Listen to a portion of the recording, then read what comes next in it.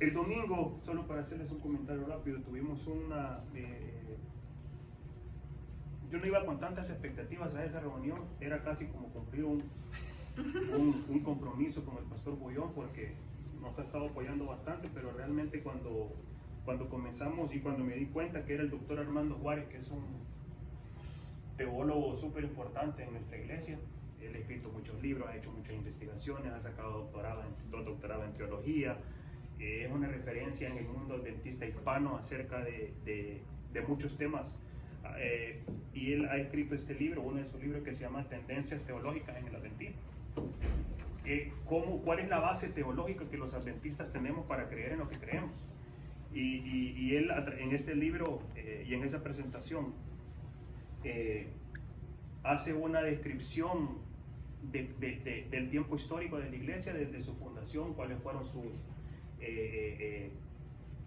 sus bases teológicas históricas hasta el día de hoy, y también cuáles son las tendencias que han tenido, cuál fue la relación al principio de la iglesia adventista con las demás iglesias evangélicas, qué similitudes la iglesia adventista tiene con las otras iglesias evangélicas, que prácticamente son todas, tenemos más similitudes que diferencias, pero tenemos dos diferencias que son bien importantes, y una es el sábado.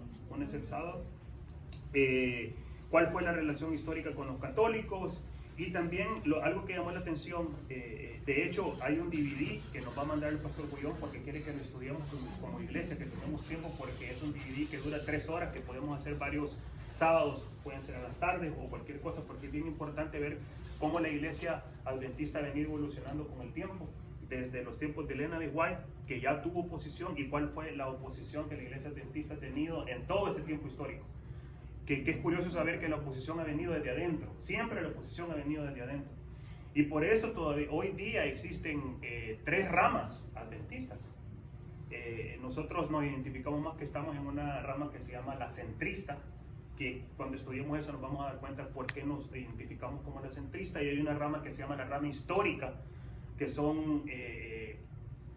tienen algunas diferencias, somos todos adventistas, todos pertenecemos a la misma división, a las mismas conferencias, pero están habiendo diferentes corrientes a través de ciertas doctrinas que todavía creen. Estos se llaman adventistas historiadores o históricos, y están los adventistas liberales, que son los adventistas que ya están haciendo un montón de cosas, ya no creen en el régimen alimenticio, están utilizando joyas, están metiendo otro tipo de elementos a los servicios, la música ha cambiado, más que todo con los jóvenes. Hay algo que ellos le llaman, que de hecho yo visité una de esas iglesias, pero no sabía por qué se llamaba así. Yo pensé en Orlando, que se llama Celebration, yo pensé que se llamaba Celebration porque el lugar se llama Celebration, porque es el lugar en donde están los parques temáticos, y hay una calle que se llama Celebration, pero Celebration es un concepto que estos adventistas liberales han traído, más que todo para alcanzar a los jóvenes, porque están bien preocupados porque están perdiendo jóvenes. Entonces es más que todo el estilo de cantar música un poquito más acelerada, de tener un poquito más de instrumentos, de que el pastor de jóvenes ya se saca la camisa, entonces como para atraer más jóvenes, y entonces se están metiendo ese tipo de cosas. Todos pertenecemos a lo mismo, pero es bien importante darnos cuenta cuáles son estas tendencias, porque no solo son las tendencias lo que vemos, sino que la parte teológica, que es la parte más importante, ellos están creyendo ya en otra cosa. Por ejemplo, los historiadores creen en otra cosa, los centristas creen en una cosa más importante, por ejemplo, en la personalidad de Jesús. Si Jesús fue santo cuando vino aquí, estuvo con nosotros. Algunos piensan, los historiadores piensan de que él sí fue santo, de que él no tuvo, de que fue tentado, pero él ya tenía un poder especial en él, que él nunca iba a pecar. Entonces quita toda la propiedad de que Jesús, a través de la humanización de Jesús. Entonces ellos siguen creyendo, y así hay un montón de cosas. Hay unas diferencias entre la justificación, de que ellos no piensan que la justificación es un proceso, sino que piensan que la justificación es de hecho, y que los cristianos ya tenemos que ser puros, de que aquel cristiano que peca es un cristiano que está haciendo malas cosas, un cristiano que es impuro y que por lo tanto no merece nada. Entonces, y esas corrientes teológicas son de salvación, son bien importantes. Entonces por eso es que este estudio es bien importante que nosotros lo hagamos para que nos demos cuenta cuáles son esas tendencias. Y además habló también un poco de los disidentes, de aquellos miembros, pastores, líderes de iglesia que se han ido. Entonces también se mencionan razones por las cuales se han ido y cuál es el tipo de teología que están manejando. Entonces, si se dan cuenta, Satanás ha estado metido en la iglesia desde el principio. Y los enemigos han estado siempre adentro, peleándose por quién tiene la razón, por aspectos teológicos. Si bien es cierto, la iglesia adventista ha venido evolucionando en ciertas cosas porque todo lo que conocemos hoy, a través por ejemplo, del espíritu de profecía, a través de los teólogos que hemos tenido, ha tenido también una evolución. Y hoy la iglesia cree ciertas cosas o tiene más luz de cosas que antes no tenía. Entonces por eso por eso es de que, por ejemplo, nosotros teníamos las 27 creencias adventistas, hoy son 28.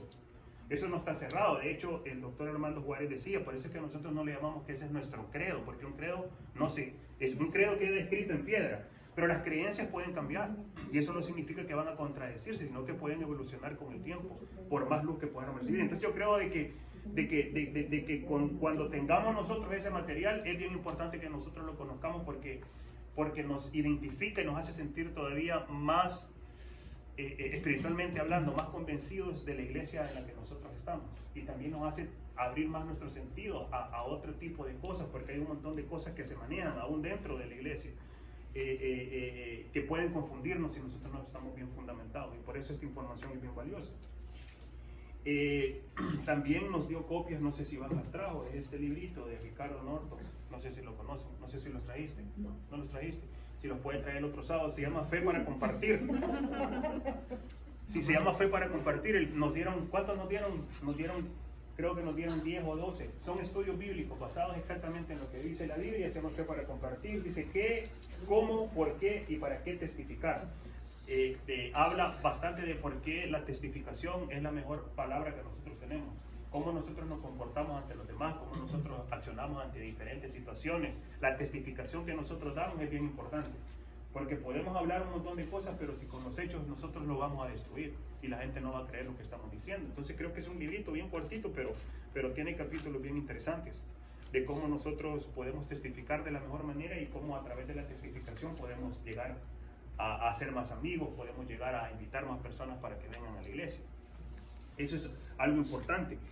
Y lo otro, que lo voy a ligar con lo que vamos a estudiar ahora, lo vamos a hacer un poco corto, bueno, no me comprometo, sí, corto, un poco corto, es que como vamos a tener ahora, yo lo comparo a esto, vamos a tener ahora un nuevo pastor. No solo es que va a ser un pastor que va a venir, que es un pastor misionero, que es un pastor que la idea es la misión, compartir la palabra con la gente que no conoce.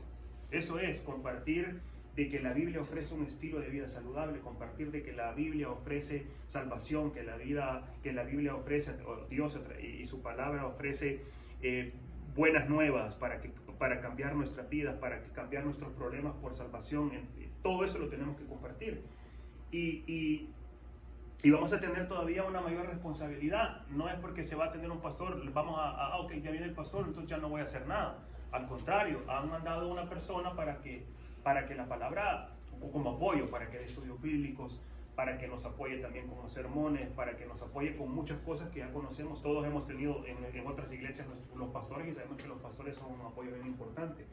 Vamos a pasar a otra etapa de grupo también. Vamos a pasar a una etapa en donde tenemos...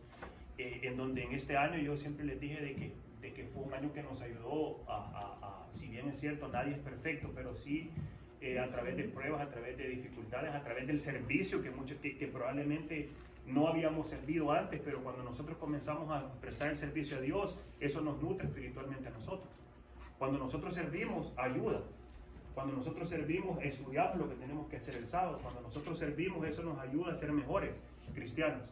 Y por lo tanto hemos tenido un año que por ser poquitos todos hemos tenido que hacer algo, todos hemos servido, todos independientemente poco o mucho, todos hemos tenido que hacer algo, desde tener las partes de estas listas, desde predicar, desde tener la escuela sabática, cantar, tocar un instrumento, invitar personas, tener temas, todos hemos servido y eso creo que no solo ha ayudado a que la comunidad hispana aquí nos conozca más, sino que nos ha ayudado también a nosotros personalmente a crecer más. Ayuda a no tener de tener todo lo que he tenido, Blanqui, todo lo que, hermana, Lili, todo lo que hemos servido, eso ayuda. Y por lo tanto yo me atrevería a decirle que nosotros, si bien es cierto no somos perfectos, pero somos mejores cristianos hoy que hace un año. Yo me atrevería a decir eso. Y ese ha sido un proceso de preparación que Dios ha permitido para que nosotros ahora que vamos a recibir un pastor tengamos un espíritu más consagrado al Señor, seamos mejores que ayer y también tengamos el espíritu misionero, que es el espíritu que toca para levantar ese tipo de grupos. Porque es fácil llegar a una iglesia de 50 miembros, sentarse, llegar a la hora del culto, solo sentarse y qué rico y recibir todo, después irme a la casa y irme a dormir el sábado. Y no tengo que preocuparme por lo que va a pasar el siguiente sábado.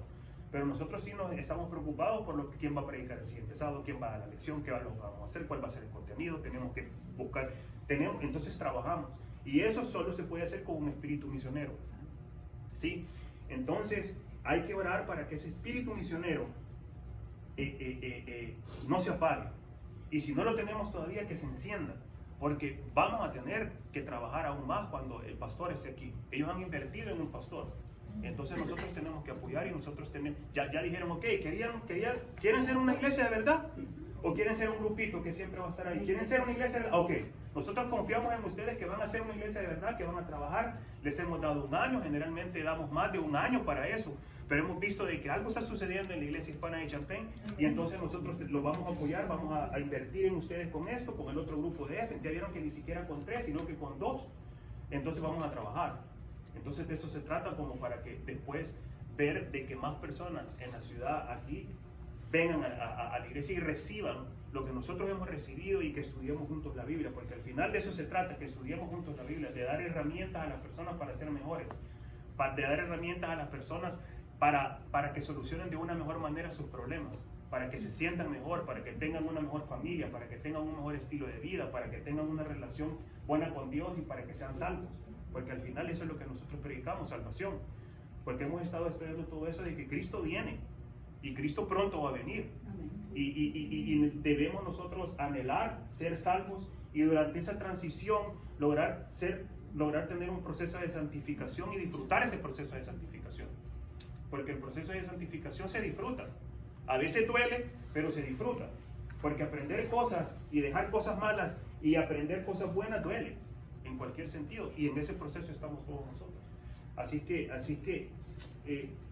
hubo esto que estuvimos leyendo, pasó también en la Biblia.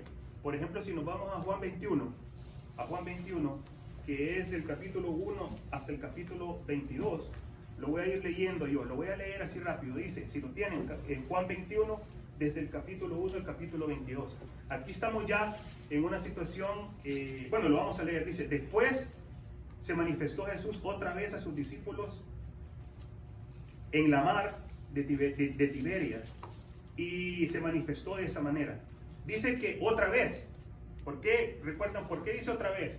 Ahorita estamos hablando de que Jesús había resucitado, ya Jesús había resucitado, y dice de que se manifestó Jesús otra vez a sus discípulos, porque ya se había manifestado ¿cuántas veces más? 2 veces más. Esta era la tercera vez que se había identificado a sus discípulos. Y dice, estaban juntos, habían 7 discípulos. Y dice que estaban juntos Simón Pedro y Tomás, y Natanael, el que era de Caná de Galilea, y los hijos de Zebedeo, y otros 2 de sus discípulos. Entonces dícele Simón, a pescar voy. ¿Quién tiene otra versión? No me gusta esta versión. ¿Qué número? Vamos en el 3. 23. Simón Pedro le dijo, voy a pescar. Sí. Ellos le dijeron, vamos nosotros también contigo. Fueron y entraron en una barca, y aquella noche no pescaron nada. Sigamos. Cuando ya iba amaneciendo, se presentó Jesús en la playa, mas los discípulos no sabían que era Jesús. Y les dijo, hijitos, ¿tenéis algo de comer? Respondieron, no. Él les dijo, echad la red a la derecha de la barca y hallaréis. Entonces la echaron y ya no la podían sacar por la gran cantidad de peces. Entonces aquel discípulo a quien Jesús amaba dijo a Pedro, es el Señor.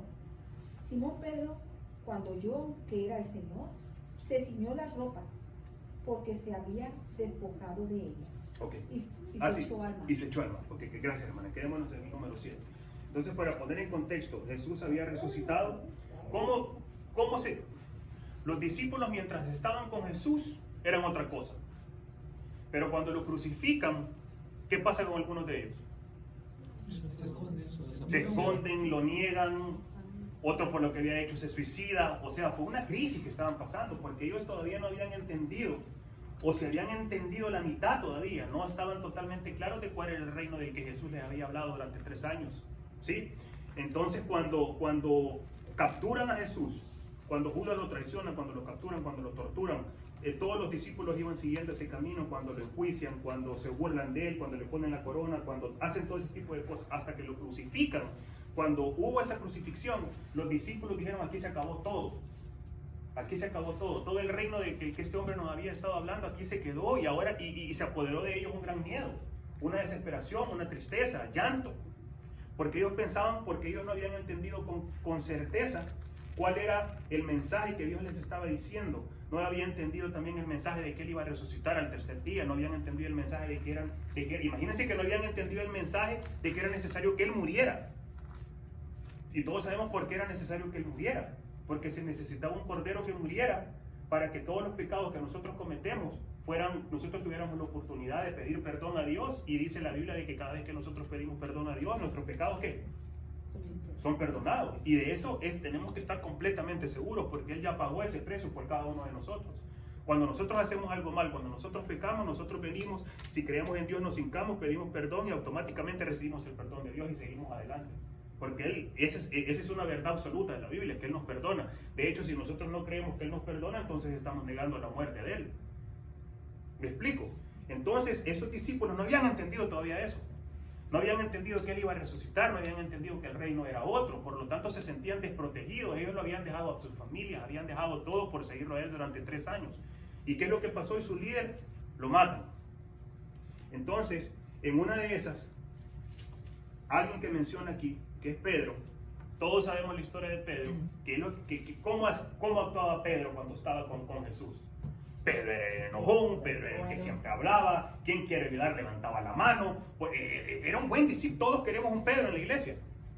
Yo quisiera tener Pedros aquí. Pero sin cortar orejas. Pero si tengo que cortar una oreja, que la corte. ¿Me explico? No literalmente, ¿verdad? Pero, sí, pero al final, tener Pedros, por su personalidad, ayuda. Un colérico, una persona que siempre quiere ayudar, pero también tenía cosas de que si había un problema, él se ponía en medio y decía: ¿qué les pasa con mis hermanos? ¿Qué les pasa con Jesús? Aquí estoy yo para protegerlo. De hecho, en esa oportunidad lo pudieron haber matado a él. Si vino y le cortó la oreja a un soldado, que eran romanos. O sea, por misericordia no lo mataron ahí mismo. No, porque el Señor le reparó. Sí, pero solo... Si hubiera actuado inmediatamente, le hubieran dado con una espada y lo matan. Sí, No, o sea... El Señor lo reprendió seguido porque le decía: pon la espada en su lugar. Sí, y te van a matar. Sí. Entonces... Porque el que espada mata, a espada morirá. Claro, entonces ahí se le perdona la vida, pero era por el ímpetu que él tenía. A veces por el ímpetu, a veces, aunque tengamos buenas razones, ese ímpetu no tiene buenos resultados. Entonces Pedro tenía esas cosas. Y era valioso tenerlo en el equipo, por eso por eso Jesús lo selecciona.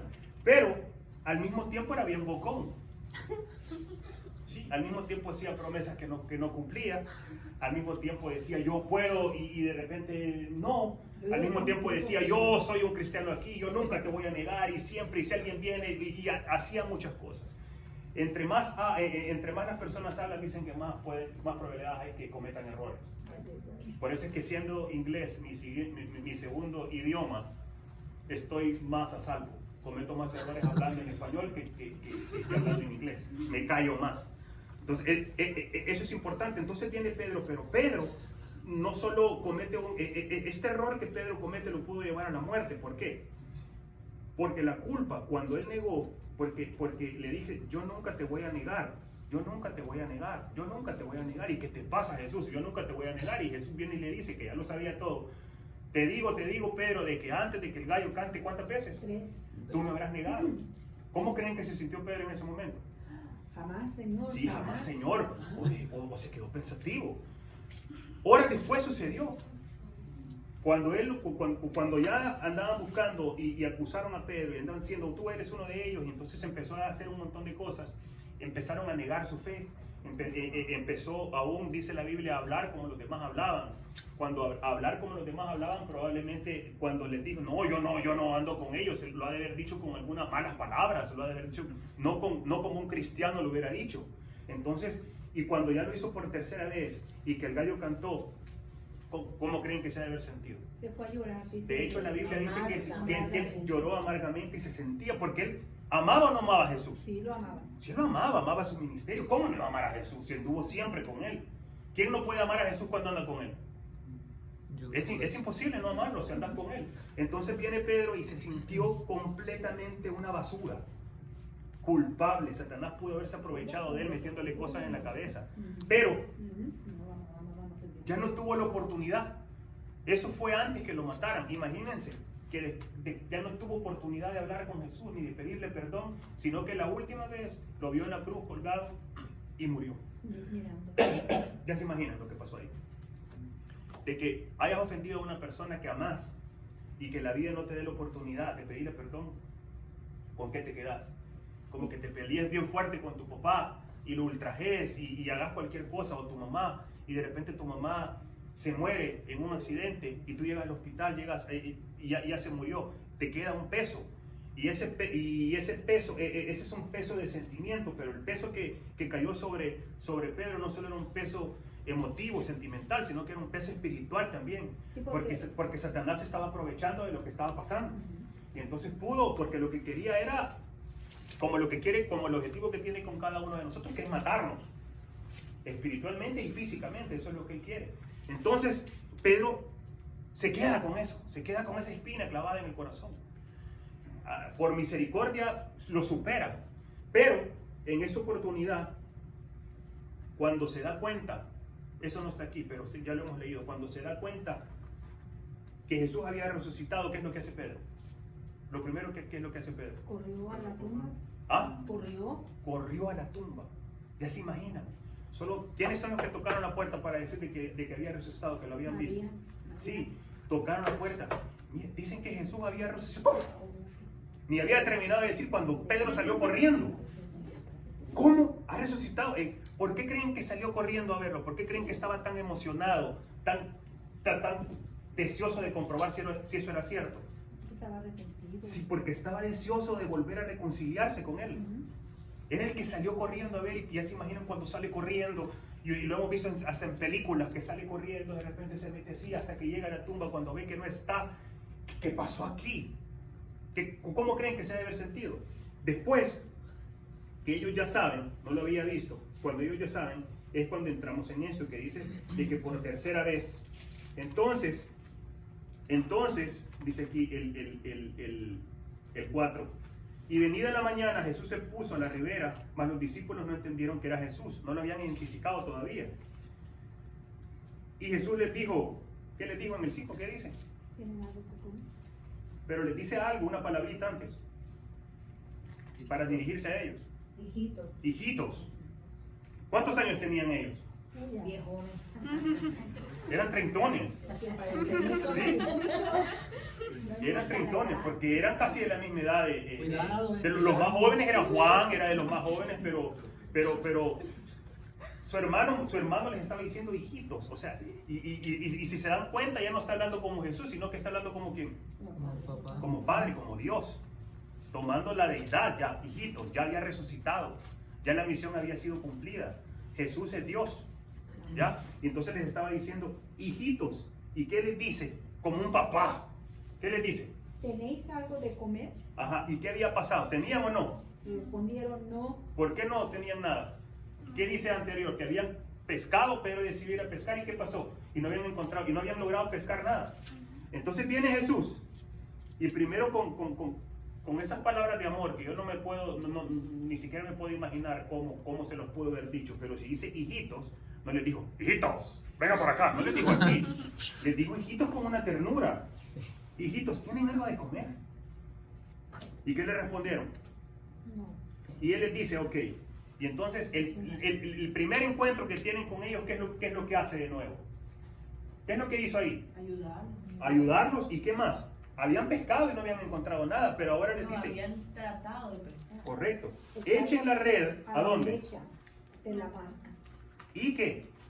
Y allá Entonces, ¿qué hicieron ellos?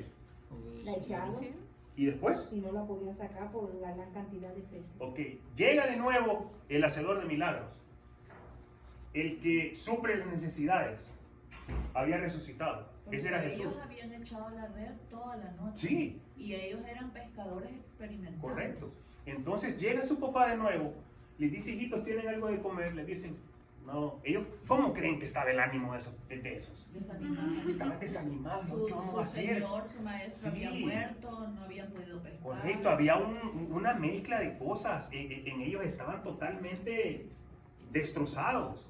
De hecho andaban pescando, Pedro, que era el mejor pescador, dice, Pedro es el que decidió vamos a pescar y no encontraron nada. Andaban totalmente desanimados, cabizbajos, todo se les había venido encima. Acuérdense que ellos habían dejado todo por seguirlo a él, familias, todo. Después tuvieron que regresar con la cabeza gacha diciendo, no era realmente lo que pensamos. Imagínense todo eso, cómo las demás personas se han de haber burlado durante esos 3 días antes que apareciera de nuevo Jesús. Fue un peso, pero viene Jesús, inmediatamente los va a buscar. Y solo el hecho de que Él los vaya a buscar significa de que es un Dios de amor. Porque Él sabía de cómo se estaban sintiendo ellos. Y Él sabe cómo nos sentimos cada uno de nosotros. A veces por falta de fe. Pero ustedes creen que Él no sabe el nivel de fe que cada uno de nosotros tiene. Pero aún así, por eso dice, si tuvieras solo el granito de una mostaza, yo puedo hacer un montón de cosas. Él sabe la fe que nosotros tenemos y es bueno. Y tiene misericordia de que con un poquito que tengamos, Él puede hacer mucho para nosotros. Entonces dice Él, viene y le dice, hijitos, echen allá pues. Ahora yo les voy a decir a dónde tienen que echar otra vez. He regresado. Ya, echen para allá y dicen de que no podían, de que pesaba demasiado para sacar la multitud de peces. Entonces aquel discípulo al cual amaba Jesús, ¿a qué se estaba refiriendo? A Pedro, a Juan, perdón. A Juan. Sí. Entonces aquel discípulo al cual amaba Jesús dijo a Pedro, ¿qué le dijo?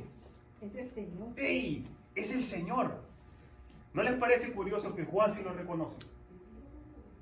Nadie lo había reconocido. El discípulo amado. El discípulo amado. Ahora, ¿qué características tenía Juan? ¿Quién era Juan? ¿Se acuerdan en los evangelios? Juan hacía cosas que los demás no hacían. Era el más joven, era el que se recargaba siempre al pecho del Sí. Señor. Y También solo era eso. hijo de trueno. Sí, sí. Pero imagínense, es el que estaba más cerca del Señor siempre. Dice la Biblia de que él se recostaba así. ¿Se acuerdan que dice eso la Biblia?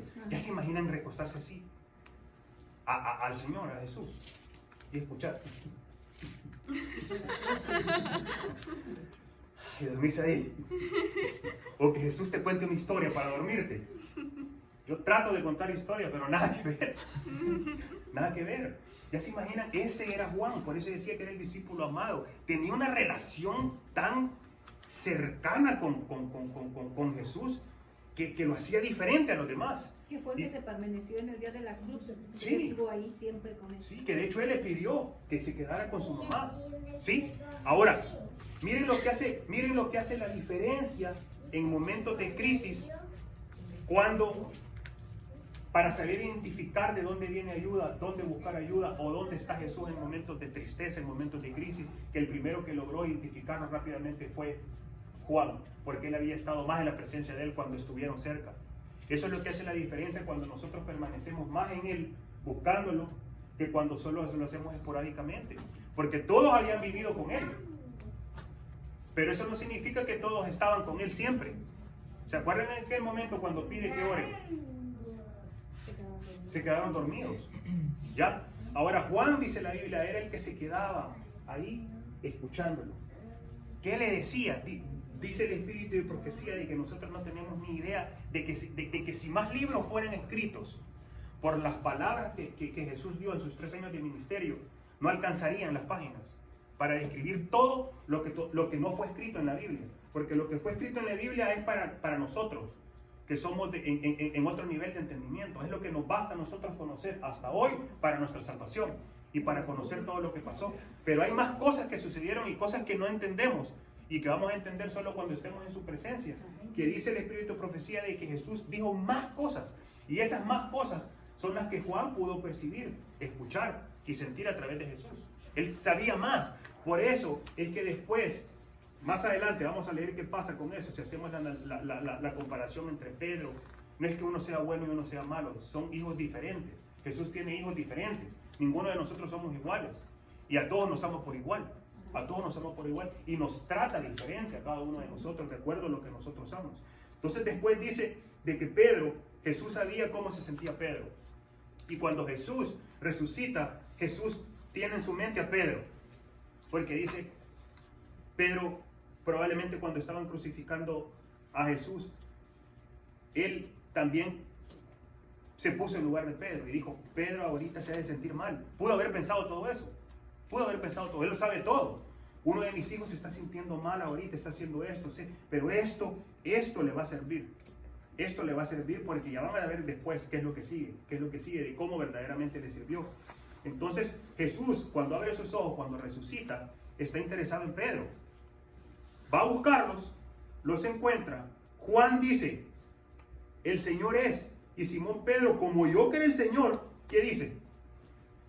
Se quitó todo y ¿qué hizo? Ni siquiera esperó que viniera. Sino que dice, allá está Jesús, voy. Y se tiró al mar a buscarlo, a alcanzarlo. Ya se imaginan la alegría que debe haber sentido Pedro. Cuando dicen, wow, resucitó, tengo la oportunidad de platicar con Él, de reconciliarme con Él, de pedirle perdón, de hincarme, de hacer cualquier cosa porque está vivo. Y entonces después, ¿qué dice? ¿Qué pasó? Y los otros discípulos vinieron con el barco, dice, porque no estaban lejos de tierra, sino como 200 codos, trayendo la red de los peces. Y como descendieron a tierra, vieron ascuas puestas y un pez encima de ellas y pan. Ese es otro detalle que hace. ¿Qué significa eso? O sea, viene Jesús. Jesús, en este encuentro con sus discípulos, con Pedro específicamente, ha preparado una cena romántica, si lo podemos ver así. Se aparece con ellos y aquí dice que Jesús ya tenía la mesa puesta, una velita, tenía todo puesto, un mantel, 7 sillas y una para él, porque eran 7 discípulos. Dice, traed de los peces que cogiste ahora, pero antes, el 9 dice, no, ¿cuál es el que estamos leyendo? Trayendo los 9 peces. El 9 dice, y como descendieron a tierra, vieron ascuas puestas y un pez encima de ellas, y pan. La mesa estaba servida. Él les había preparado una cena de encuentro con sus hijos.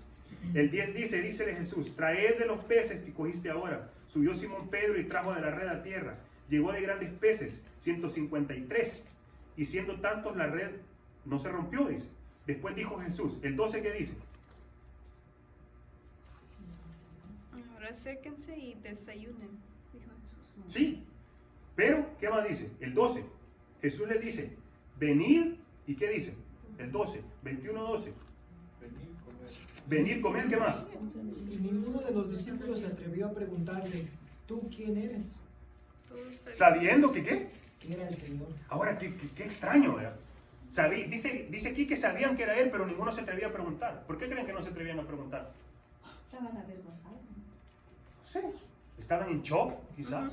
Porque O sea, alguien que vieron que, o sea, miren, es bien curioso porque para ellos, no, en ese momento no. No, porque acuérdate que no en la Capernaum. Sí, después no les dije que al tercer día el grupo. Acuérdense que ellos entienden todo cuando Jesús asciende de nuevo al cielo. Ahí viene otra era. Por eso es que una era es en el ministerio de Él, una corta etapa, esos 3 días entre la muerte y la resurrección, y después ya cuando lo vuelven a ver y cuando Él asciende y cuando el Espíritu y cuando manda el Espíritu Santo. Pero es bien curioso de que ellos estaban en shock, aunque para ellos era extraño ver que alguien resucitara. ¿Habían visto a alguien resucitar? Sí. ¿A quién? Lázaro, Sí. y cuando Cuando él murió hubo gente que caminó por la ciudad que eran muertos. Sí, o sea, para ellos no era, que había resucitado la viuda que Otros. resucitó el hijo también. sí, para ellos no era extraño eso. Pero ahorita ellos por alguna razón habían dado ya por finalizada la misión y no entendían, aunque sabían que era Él, dice, nadie se atrevió a preguntar que era Jesús. Probablemente porque como humanos esperaban una respuesta, yo se los dije. ¿Por qué se sorprenden si soy yo? Vení, tocame, como le dijo a Tomás. yo se los dije que el tercer día, pero ustedes nunca entendieron lo que les estaba diciendo. Probablemente por eso, pero Dios sabía todo eso. Y el propósito de Dios no era, hoy sí le voy a demostrar a esto quién soy yo. Y de esa manera van a entender. Lo que él trataba, él llegó con amor, hijitos míos, les he preparado la comida. No se preocupen por todo. Ya vamos a ver el trato que hace con Pedro. Y cuando hubieron comido, dice, no, el 14. Esta era ya la tercera vez que Jesús se manifestó a sus discípulos habiendo resucitado de los muertos. Y cuando, el 15, y cuando hubieron comido, Jesús dijo a Simón Pedro, Simón, hijo de Jonás, y ahí lo llama aparte, o le dice, ok Pedrito, voy a hablar contigo hoy, porque hay algo aquí que te está molestando. Te está molestando, vení, jalate una sillita. Ya Pedro jaló la sillita, se sentó, y Jesús se pone aquí, o que ustedes sigan comiendo, nosotros 6. Voy a hablar con Pedro un rato, y me imagino, eso es yo, que Pedro estaba así. Dime Jesús, yo sé que te he negado, que no sé cuánto. Y Jesús viene y le hace así, mira, vamos a hablar frente a frente. Oh, me da pena Jesús, yo sé lo que hice y mira que no sé qué y ahora qué hago. Entonces viene Jesús y todavía le pregunta algo que ya vimos que es lo que le ve Iván. ¿Qué es lo que dice el 16? El 15. Después de comer, Jesús dijo a Simón Pedro, Simón, hijo de Jonás, ¿me amas más que estos? Le respondió, sí Señor, tú sabes que te amo. Ok, ese es el 16. Y entonces, ¿qué le dijo Jesús? Apacienta mis corderos. Ya vamos a ver qué significa eso.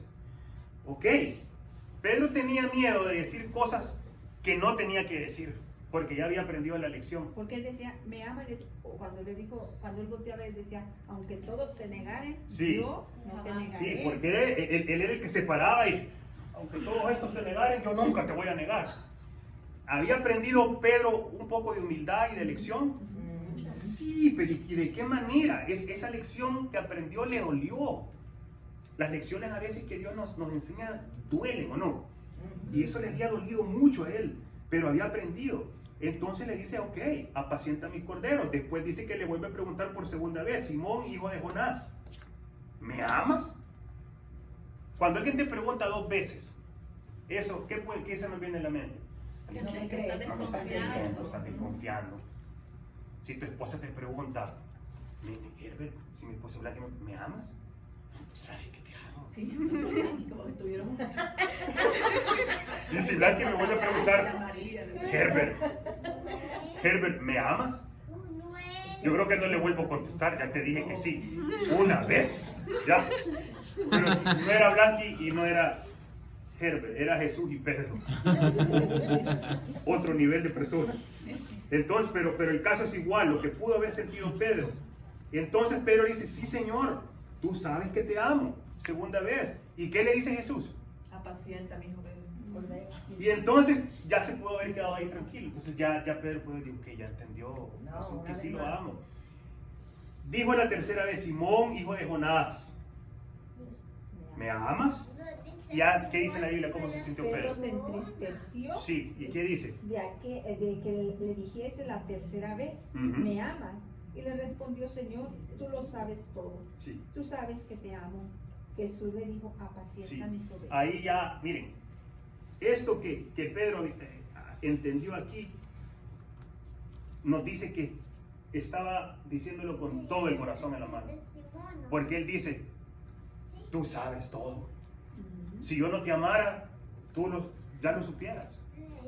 Pero como él estaba seguro que lo amaba, le dice, ok, Jesús, tú lo sabes todo, tú sabes que te amo, tú sabes cómo me he sentido desde que te traicioné, desde que hice esto, desde que te negué, y que te amo, y que siempre te he amado. Entonces le dice Jesús, y Jesús sabía o no que lo amaba, Sí. pero le estaba enseñando lecciones, con amor le estaba enseñando lecciones. Entonces le dice, apacienta mis ovejas. Después el 18 dice, de cierto te digo, cuando eras ¿qué? Joven, aquí dice más mozo, como que es española esta versión. Dice, ¿de qué? De cierto te digo, cuando eras más joven, ¿qué? Te ceñías Ajá, e ibas a donde querías. ajá. Mas cuando ya seas viejo, extenderás tu mano y te ceñirá otro y te llevará a donde no quieres. Ok, aquí está hablando de una evolución de Pedro. ¿Y qué dice el Esto 19? dijo, dando a entender con qué muerte había de glorificar a Dios. Ok. Y dicho esto, Hasta ahí, hermano, hasta el 19. Gracias. ¿Qué pasó aquí? Ya aprendió una lección. Jesús le dio la oportunidad de la reconciliación sin reproches. Le dijo, levanta la cara que yo no me acuerdo de nada de lo que pasó. Y te necesito hoy, porque yo me voy. Y te voy a dar una misión importantísima. ¿Por qué? Porque los atributos de Pedro, canalizados positivamente, eran buenos para la misión que Dios le estaba dando en ese momento. Necesitaba a un Pedro. Probablemente a Juan lo necesitaba para otra cosa. Y ya sabemos para qué lo utilizó, ya lo vamos a mencionar. Pero a Pedro lo necesitaba. ¿Para qué? Para formar un ministerio. Para formar un ministerio que no iba a ser fácil. Entonces por eso es que le decía, apacienta que. Ahí lo que le estaba diciendo es, ve a predicar porque tú vas a estar a cargo de todo esto. Tú vas a estar a cargo de la iglesia. Y después vemos cómo Pedro, como Pablo, cuando ya aparece Pablo y todo, pero fue un privilegio servir como lo que Lourdes decía al principio. Ahí Lourdes es que nacen los primeros cristianos, cuando Jesús asciende al cielo. Ya lo vamos a leer ahorita. Pero entonces ya cierra ese capítulo, garantiza que Pedro esté listo para lo que viene, porque a veces no estamos listos para lo que viene, en cualquier sentido. Pedro está listo para lo que viene, se ha arrepentido, ha madurado, ya no era el Pedro de antes, y no había pasado mucho tiempo tampoco, pero entre más cercanos estamos, no necesitamos tanto tiempo para madurar espiritualmente. Hay cristianos que pueden tener 30 años de ser cristianos y son unos niños todavía espiritualmente, y hay otros que pueden tener 2, 3 años siendo cristianos y ya están maduros espiritualmente. Es dependiendo de la cercanía y la relación que vas a tener con Jesús. Por eso es que a Pedro le dice, ya estás maduro para esto. Pero miren, le iba a dar otra lección todavía. Otra lección que Pedro tenía que entender. Pedro era así, era bueno para esto. Jesús le estaba dando una misión súper importante. Después de darle una lección, y dice, el 19, y esto dijo, dando a entender con qué muerte había glorificado. Ya vamos a ver más adelante qué dice. Y el 20 dice, volviéndose Pedro, ¿qué dice el 20, hermano? Vio que le seguía el discípulo a quien amaba Jesús.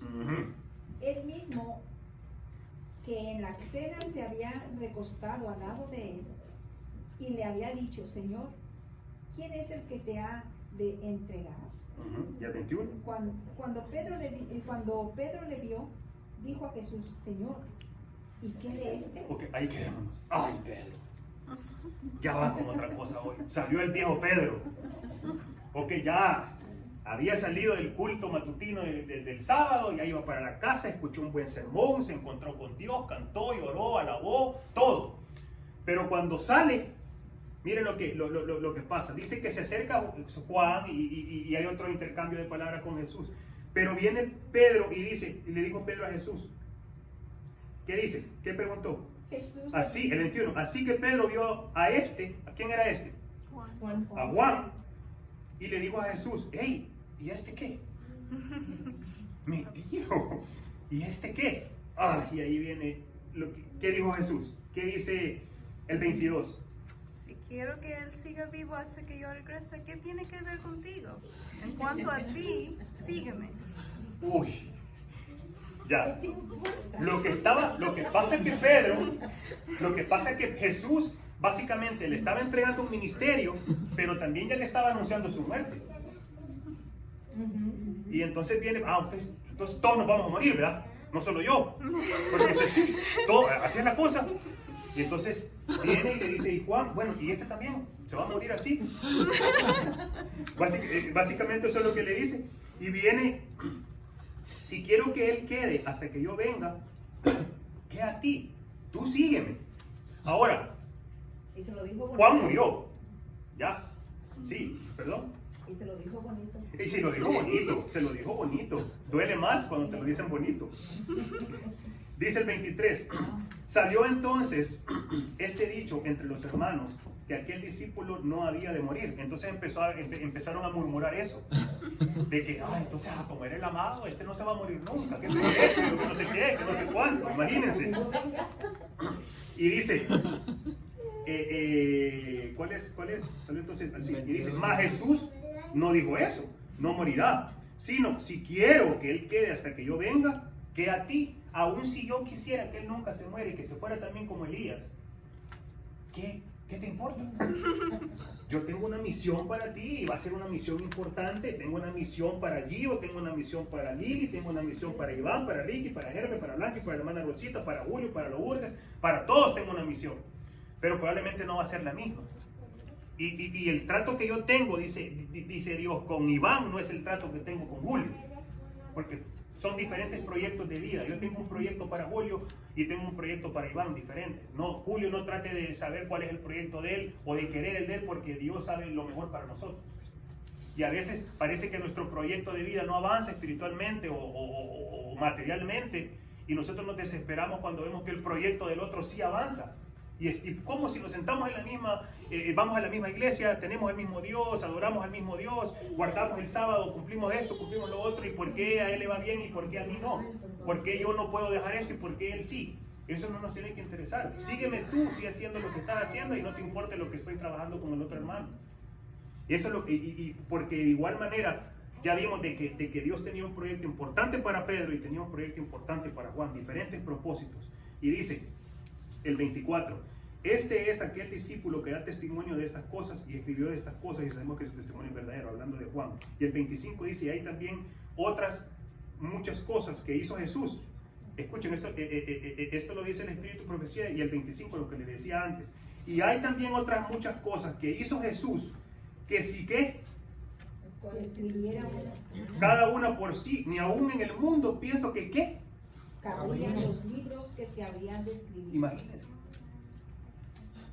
O sea que sí, imagínense ese privilegio.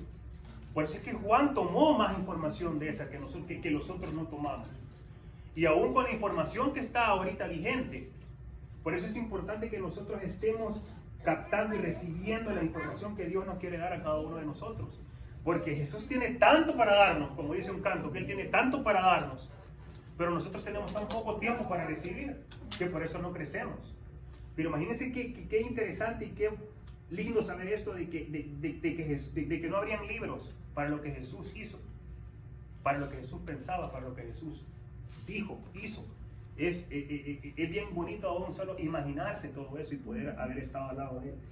Después, para ir terminando, ¿cuál es como les digo, si hacemos una analogía entre eso y lo traemos a nuestras vidas, Dios nos va moviendo de un lado a otro, y porque cada vez